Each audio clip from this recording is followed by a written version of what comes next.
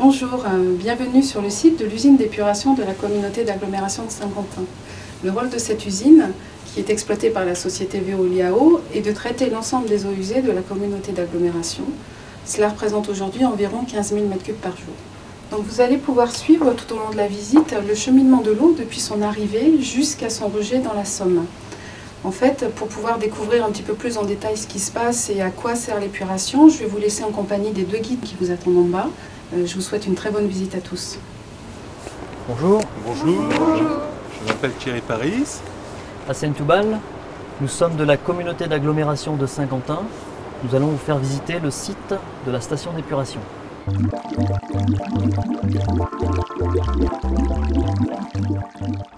Les eaux usées sont acheminées par deux arrivées principales. Le poste A pour la zone Saint-Quentin Nord et le poste B pour la zone Saint-Quentin Sud. Alors là, nous sommes sur le dégrillage du poste B. Vous pouvez regarder si vous voulez. L'eau arrive sur des dégrilleurs pour retirer les déchets volumineux. Par filtration à travers des grilles, l'eau part ensuite vers un dessableur désuileur. Les déchets volumineux sont compactés pour ôter une grosse partie de l'eau, puis mis dans des sacs et envoyés en centre de traitement des déchets.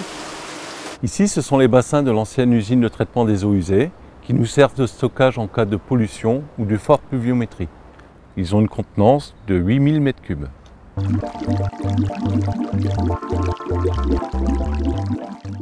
Alors là, nous nous rendons dans la zone dessablage-désuilage. C'est ici que les eaux usées sont débarrassées de leur graisse par aération et flottation et de leur sable par décantation. C'est dans ce dessableur désuileur que le sable et les graviers tombent gravitairement au fond d'ouvrage avant d'être récupérés dans une benne et envoyés dans un centre de traitement des déchets. Dans ce dessableur désuileur, de l'air y est envoyé pour faciliter la remontée des graisses en surface. Elles seront ensuite raclées et envoyées sur le traitement des graisses de l'usine. Le traitement des graisses est un traitement biologique qui s'effectue sur une période de 21 jours.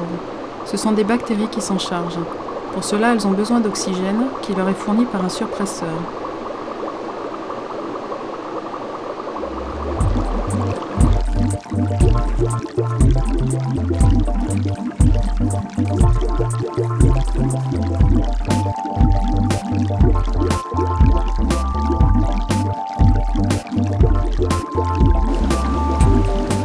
Une fois sorties du dessableur désuileur, les eaux sont acheminées jusqu'au traitement biologique. Il s'effectue sur deux files de 20 000 m3 chacune. Dans ces bassins vivent des bactéries. Les bactéries sont des êtres vivants, et pour vivre, elles ont besoin de nourriture et d'oxygène.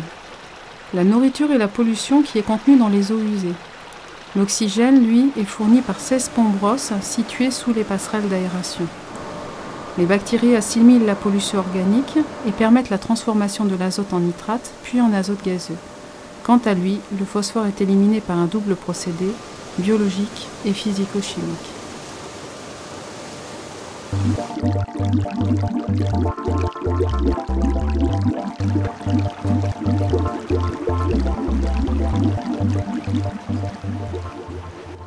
En sortie du traitement biologique, les eaux subissent un dégazage qui se passe ici. Le dégazage est un ouvrage qui permet d'éliminer tous les gaz, tels que l'oxygène ou l'azote, qui pourraient gêner l'étape de traitement suivante, qui se nomme la clarification. Ici se situe le bassin de clarification. Le principe utilisé est la décantation.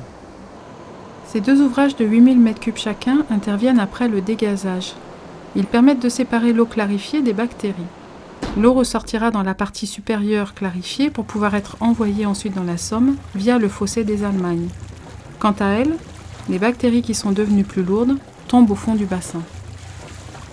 Une partie est renvoyée vers les bassins d'aération pour permettre de continuer la digestion de la pollution. L'autre partie, en excédent, est envoyée vers la déshydratation. L'eau épurée, après analyse, rejoint le milieu naturel. On l'analyse justement pour pouvoir contrôler au maximum l'eau qui sera rejetée, comme je vous dis, sur un bras de rivière. La nouvelle station d'épuration possède son propre laboratoire pour vérifier en permanence la qualité du traitement de l'eau. L'eau est contrôlée à toutes les entrées de l'usine, à la sortie et à chaque grande étape du traitement. Les analyses faites permettent ainsi de calculer le rendement de l'installation sur 11 paramètres. Plus de 5000 analyses sont effectuées chaque année. Les analyses permettent de vérifier la qualité de l'eau rejetée dans le milieu naturel, l'avantage de posséder un laboratoire sur site et de pouvoir réagir immédiatement en cas de souci.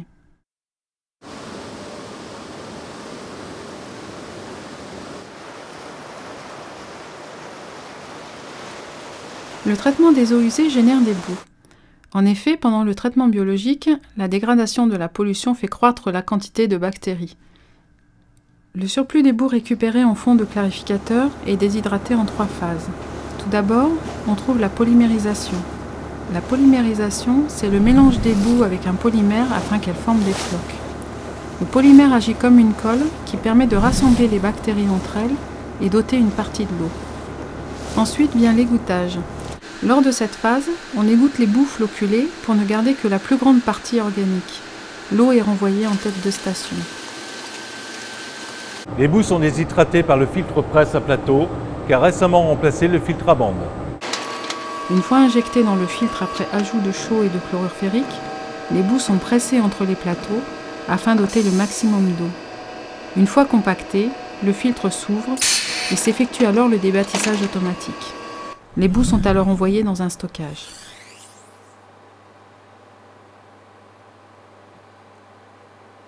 Les boues servent à la valorisation agricole. Elles constituent un bon engrais du fait de leur richesse en matière organique. 50 tonnes de boues sont extraites chaque jour. La qualité des boues envoyées en valorisation agricole est garantie aux agriculteurs par une traçabilité importante et tout un ensemble d'analyses effectuées dans un laboratoire indépendant. Chaque benne sortant de l'installation est scrupuleusement analysée et identifiée.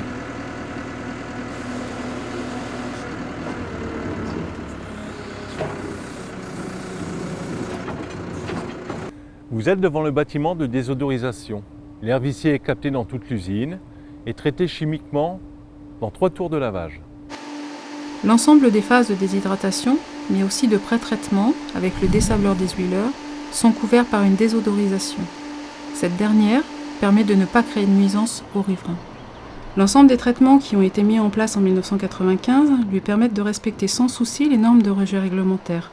Elle a obtenu plusieurs certifications, dont l'ISO 9001 en 2000 et l'ISO 14001 en 2003. L'application de cette norme environnementale permet à l'ensemble des intervenants d'œuvrer dans une démarche d'amélioration continue de protection de l'environnement.